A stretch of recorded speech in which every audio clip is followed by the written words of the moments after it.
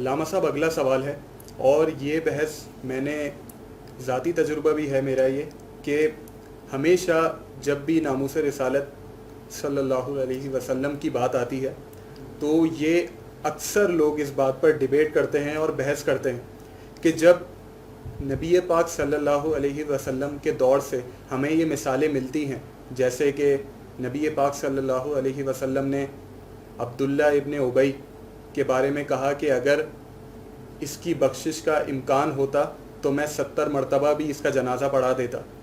تو جب ہمیں یہ مثالیں ملتی ہیں کہ نبی پاک صلی اللہ علیہ وسلم نے اپنے گستاخوں کو معاف کیا، تو ہم آج اپنا دل بڑا کیوں نہیں کرتے اور ہم انہیں معاف کیوں نہیں کرتے؟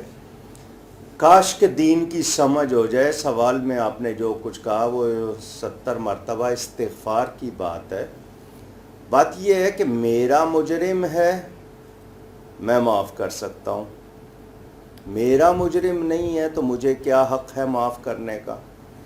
اچھا جی، گستاخی کی ہے چیف جسٹس کی اور پیون کہے کہ جاؤ میں نے معاف کیا، ہو جائے گی؟ نہیں، ہرگز نہیں. تو نبی پاک صلی اللہ علیہ وسلم کے بارے میں معافی کا حق کسی کو نہیں ہے. ان کو تھا، وہ معاف کر سکتے تھے اپنے بارے میں. اور اللہ تعالیٰ نے فرما دیا محبوب آپ 70 مرتبہ بھی بخشش چاہیں گے تو ہم آپ کے گستاخ کو معاف نہیں کریں گے. اللہ نے واضح فرما دیا.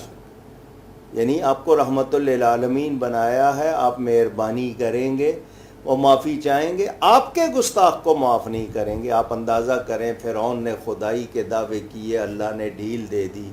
نمرود نے خدائی کا دعویٰ کیا، اللہ نے ڈھیل دے دی. مگر جب اللہ کے پیارے سے ٹکر لی، ایک کو مچھر سے مروا دیا، ایک کی لاش آج بھی عبرت کا نشان ہے. لیکن لوگ نہیں اس کو سیکھ رہے، نہیں سمجھ رہے. تو اس حوالے سے ہم کو سمجھنا چاہیے کہ ہمارا حق نہیں ہے، ہم اس کو معاف نہیں کر سکتے. تو لوگ کہتے ہیں دل بڑا کرو، تو وہ اپنی ماں کے گستاخ کے لیے دل بڑا کریں، جو ان کے پیسے مار لے اس کے لیے دل بڑا کر لیں، اور کچھ کر لیں، وہاں ان کو نہیں ہوتا ہے. اور نبی کے لیے فوراً کہتے ہیں تو ہمارا حق ہی نہیں ہے. کسی کے پاس معافی کی کوئی اتھارٹی ہی نہیں ہے کہ جو معاف کر دے. وہ پوری ملت کا مجرم ہے، اس نے پورے نظام کو بگاڑا ہے، تو اس کے لیے معافی کی کوئی گنجائش نہیں ہے. اور اگر آپ اس طرح کی معافیاں اگر کرنے لگیں گے تو پھر نظام کا کیا ہوگا؟ آپ کے ملک سے غداری کرے، آپ کہیں معاف کر دیں، تو آپ کو سوچنا ہوگا کہ یہ وہ میٹر نہیں ہے. یہ ایمان کی اساس بنیادوں کا ہلا دینے والی بات ہے. تو اس میں کوئی معافی دینے کا کسی کو، نہ بادشاہ کو، نہ وزیر کو، نہ امیر کو، نہ سفیر کو، کسی کو اختیار نہیں ہے. بہت اچھی طرح ماشاءاللہ علامہ صاحب آپ نے مسئلہ سمجھایا.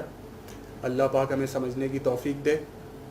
آپ اپنے سوالات بھیجنے کا سلسلہ جاری رکھیے.